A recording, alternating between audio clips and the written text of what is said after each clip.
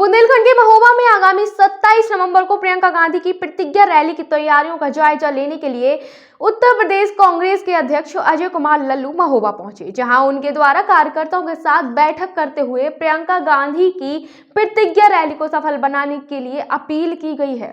बुंदेलखंड का महोबा 2022 के विधानसभा चुनाव में सभी दलों को लुभा रहा है। बुंदेलखंड की 19 सीटों को पाने के लिए सत्ता पक्ष विपक्ष सभी बेचैन है। प्रधानमंत्री नरेंद्र मोदी ने महोबा में आकर अर्जुन सहायक परियोजना का लोकार्पण किया और परिवारवाद की पार्टियों पर निशाना साधा था, तो अब प्रियंका गांधी भी आगामी 27 नवंबर को महोबा के छत्रसाल स्टेडियम में आ रही हैं। कांग्रेसियों का दावा है कि इस प्रतिज्ञा रैली में प्रधानमंत्री मोदी की जनसभा से अधिक भीड़ जुटेगी, जिसकी जद्दोजहद में कांग्रेसी लगे हुए हैं। उत्तर प्रदेश कांग्रेस के अध्यक्ष अजय कुमार लल्लू महोबा में अपनी टीम के साथ मौजूद है और प्रियंका गांधी के कार्यक्रम को सफल बनाने के लिए कार्यकर्ताओं को दिशा निर्देश दे रहे हैं।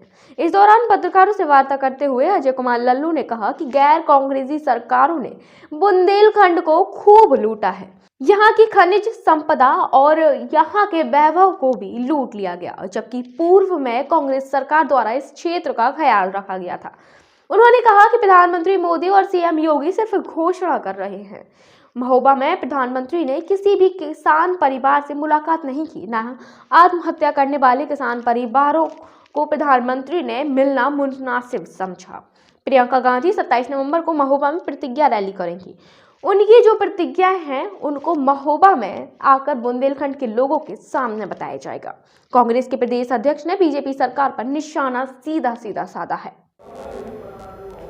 प्रियंका गांधी का आगमन है, किस तरीके का कार्यक्रम है, किस तरीके की रणनीति? 27 तारीख को प्रतिज्ञा रैली को संबोधित करने आदरणीय प्रियंका गांधी जी यहाँ उपस्थित रहेंगी।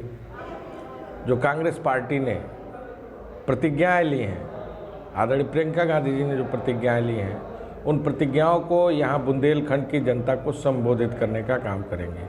बुंदेलखंड जिसकी अपनी एक पहचान रही है, आज बुंदेलखंड को गैर कांग्रेसी सरकार में लूटा गया है, खसोटा गया है। यहाँ का किसान दुखी है, आत्महत्या करने पर मजबूर है। पिछले दिनों अतिवृष्टि ओलावृष्टि के नाते लोगों का फसल बर्बाद हुआ। 1 रुपया मुआवजा बीमा कंपनियों ने नहीं दिया और बीमा कंपनियों ने यहाँ के लोगों के पैसे को लूटा।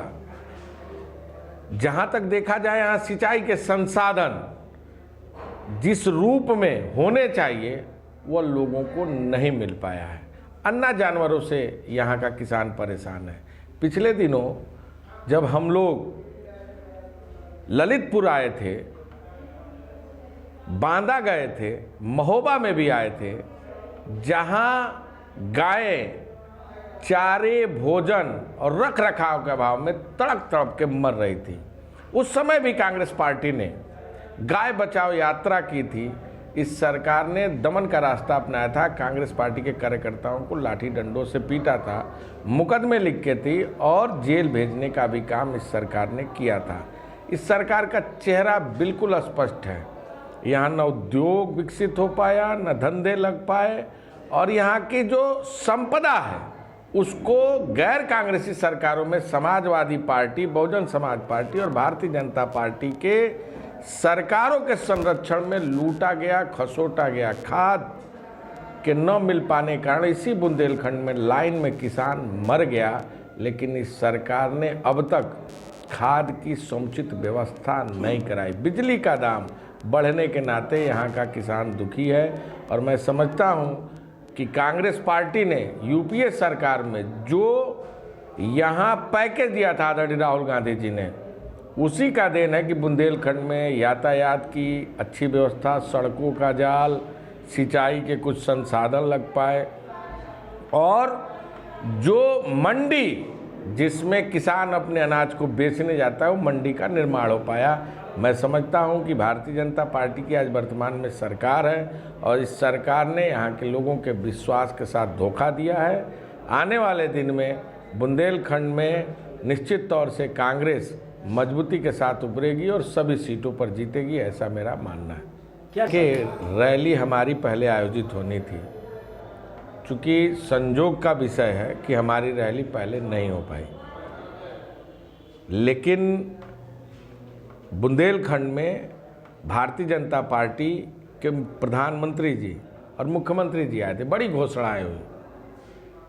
सिंचाई विभाग में कैसे लूटा गया ये आप सब लोग जानते हैं।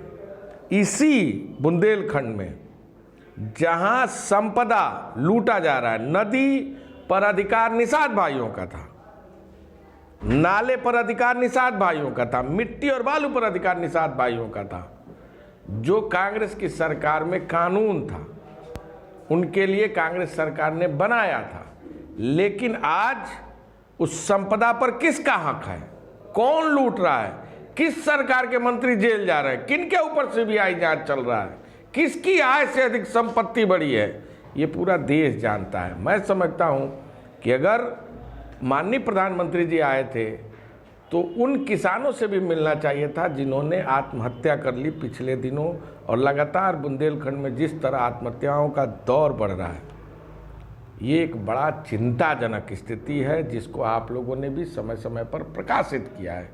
कांग्रेस पार्टी ही आई थी और उस समय भी गांव-गांव जाकर उन किसानों से मिलकर, उनके परिजनों से मिलकर संवेदना व्यक्त करना और उस मुद्दे को सदन में उठाने का काम हम लोगों ने किया था। निश्चित तौर से बुंदेलखंड पूरी तरह आज सभी दलों से अपने आप को उपेक्षित समझ रहा है। वह जानता है कि कांग्रेस ये एक ऐसी पार्टी है जो गांव, गरीब और यहाँ के मजदूरों का विकास कर सकती है।